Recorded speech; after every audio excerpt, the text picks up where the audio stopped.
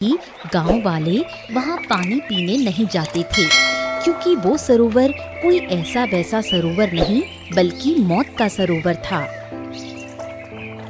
शांति काकी, आजकल धूप अरे बाप कितनी ज्यादा हो रही है। हाँ, ऐसा लगता है जैसे सूरज धरती पर ही उतर आया है ना?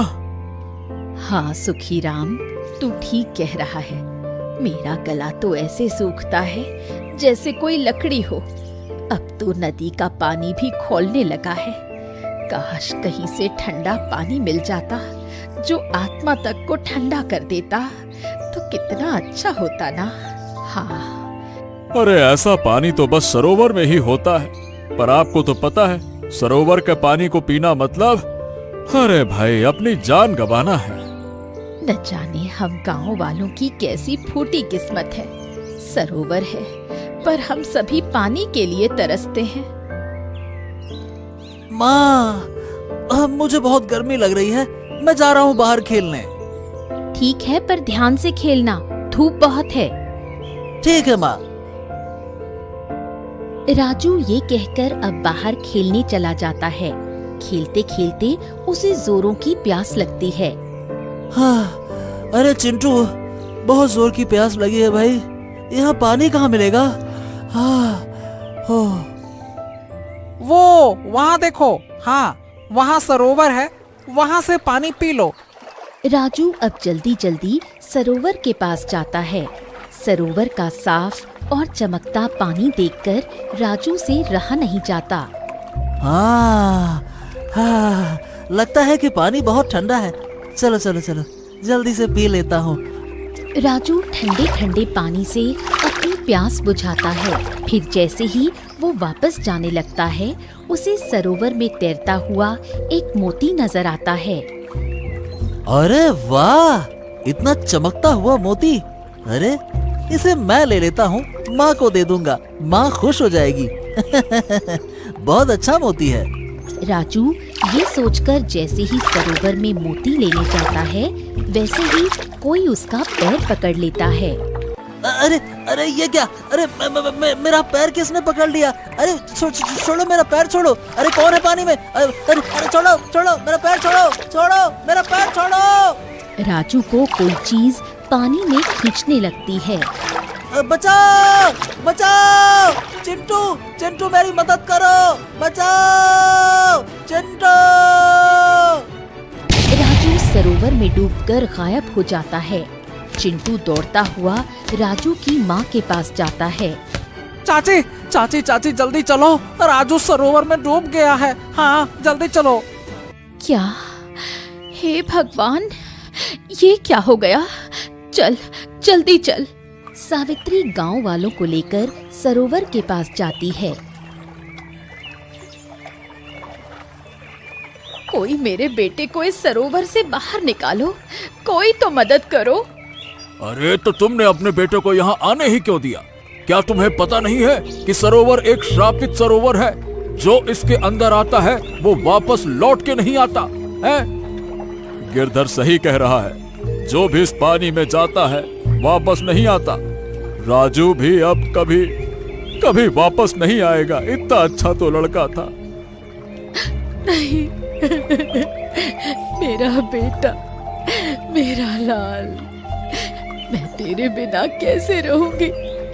वापस आजा मेरे बच्चे, वापस आजा। राजू के डूब जाने से पूरा गांव दुखी हो जाता है। शाम को गांव में कुमार नाम का एक लड़का शहर से पढ़कर वापस आता है। हाँ, गांव तो एकदम नहीं बदला, जैसा मैं छोड़ के गया था अब तक वैसा ही है। कुमार ये सोचकर अब अपने घर जाता है। पिताजी, अरे ओ पिताजी देखिए मैं आ गया। अरे पिताजी दरवाजा खोलिए। अरे कौन है? अरे कुमार तुम? अरे मेरे बेटे तुम कब आए? अच्छा हुआ तुम आ गए, मैं तुम्हें बहुत याद कर रहा था। पिताजी एक बात बताइए, ये गांव में इतना सन्नाटा क्यों है? सब लोग हैं कहाँ? अरे कुमार, गांव में एक छोटा बच्चा सरोवर में डूब गया है ना। गिरधर अब कुमार को सारी बात बताता है। कुमार ये सब सुनकर सोच में पड़ जाता है। चलो अब अंदर चलो, मैं तुम्हारे लिए खाना निकालता हूँ। चलो चलो चलो चलो। कुमार को गांव में रहते हुए अब 1 हफ्ता हो गया था। बाप रे बाप, कितनी गर्मी है। अरे रे रे रे, मुझे पता होता तो मैं गांव कभी आता ही नहीं। एक काम करता हूँ, यहाँ पास वाले सरोवर में जाकर नहा लेता हूँ। अरे रे, यही सही रहेगा। कुमार ये सोचकर अब सरोवर की ओर निकल पड़ता है। कुमार चलते चलते थक जाता है। ओहो हो, अरे बाप रे बाप, इस धूप में तो चलना भी मुश्किल हो गया है। इतनी कड़कड़ाती धूप लग रही है जैसे सूरज बस धरती पर आने ही वाला है, एकदम सर पे बैठा हुआ है। कुमार जैसे तैसे करके सरोवर तक पहुंचता है। तभी उसकी नजर सरोवर में डूब रहे एक राहगीर पर पड़ती है। बचाओ! अरे अरे कोई बचाओ! अरे कोई बचाओ! अरे अरे कोई मेरा पैर खींच रहा है! बचाओ! अरे अरे बचाओ! बचाओ! बचाओ! अरे ये कौन डूब रहा है? ओह, मुझे मदद करनी चाहिए। कुमार जब तक सरोवर के करीब पहुंचता है, वो व्यक्ति सरोवर में डूब चुका होता है। अरे ये कहाँ गया? ओहो, मुझे इस सरोवर में कूदकर उसे ढूंढना होगा। हाँ। कुमार ये सोचकर जैसे ही सरोवर में कूदने वाला होता है, वैसे ही धनीराम उसे पीछे से खींच लेता है। अरे रुको रुको रुको रुको, ये तुम क्या करने जा रहे थे? क्या तुम्हें इस सरोवर के बारे में मालूम नहीं? इसमें जो भी डूब जाता है वो कभी वापस नहीं आता। तो तुम इसमें जाने की गलती से भी मत करना, समझ गए? हैं? पर क्यों? मतलब लाशें तो मिलती होंगी ना। आखिर इस सरोवर का राज क्या है फिर? देखो, कहते हैं कि 20 साल पहले एक चुड़ैल इसमें जलकर मर गई थी और वही सबको खींचकर मार देती है और मरने वालों की लाशें गायब हो जाती हैं, समझे? ओह, वही चुड़ैल की कहानी। देखिए, मुझे इन बातों पर यकीन नहीं है। ये चुड़ैल वुड़ैल जैसा कुछ नहीं होता है। ये सब अंधविश्वास की बातें हैं, है ना? कुमार ये कहकर सरोवर में कूद जाता है। कुमार सरोवर में राहगीर को बहुत ढूंढता है, पर वो उसे कहीं नहीं मिलता। हाँ, ऐसा कैसे हो सकता है? वो व्यक्ति आखिरकार गायब कहाँ हो गया? मुझे तो पता लगाना ही पड़ेगा, वो भी बहुत जल्द। कुछ दिन गुजरते हैं। कुमार को उस रहस्य के बारे में अभी तक कुछ पता नहीं चलता। हे भगवान, ये क्या हो गया? मेरी बेटी, हे भगवान।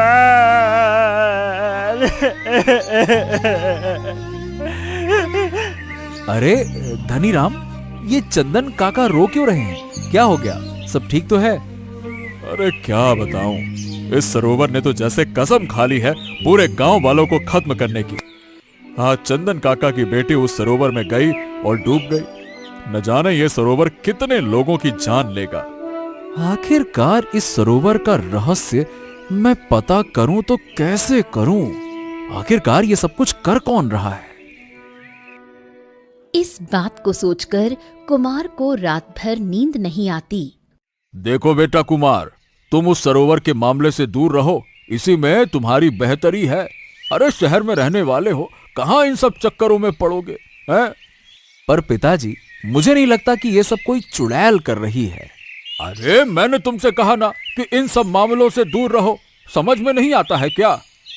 हाँ हाँ हाँ, ठीक है पिताजी, ठीक है, जैसा आप कहें। कुमार ये कहकर सैर के लिए बाहर निकल जाता है।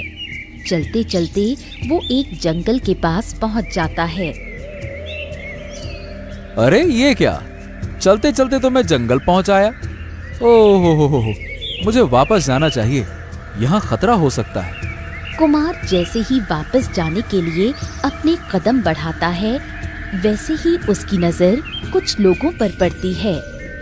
अरे ये लोग कौन हैं? और ये लाश को लेकर जंगल में कहाँ जा रहे हैं? ओह, कहीं सरोवर वाले मामले में इनका ही हाथ तो नहीं है? मुझे इनका पीछा करना चाहिए। कुमार अब उन दो लोगों का पीछा करते करते एक गुफा के अंदर चला जाता है।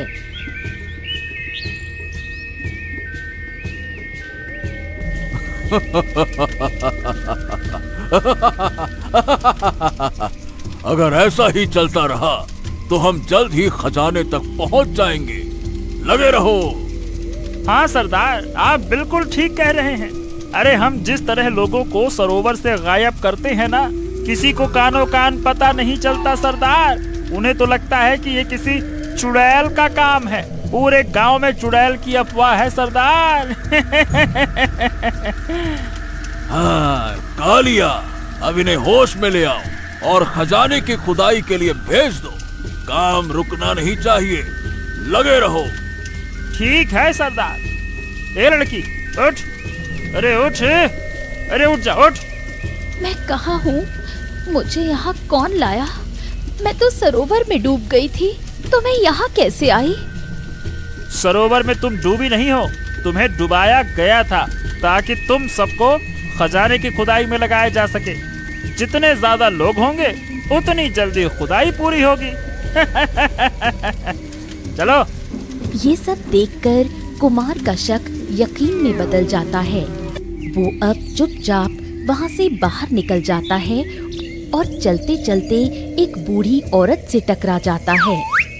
हे भगवान, मेरा सारा सामान गिर गया। ये क्या किया तुमने? क्या तुम्हें दिखाई नहीं देता? माफ कीजिएगा अम्मा, मैं जरा जल्दी में था। ऐसा कौन सा काम था जो इतनी जल्दी मची थी तुझे? कुमार लक्ष्मी को सारी बात बताता है।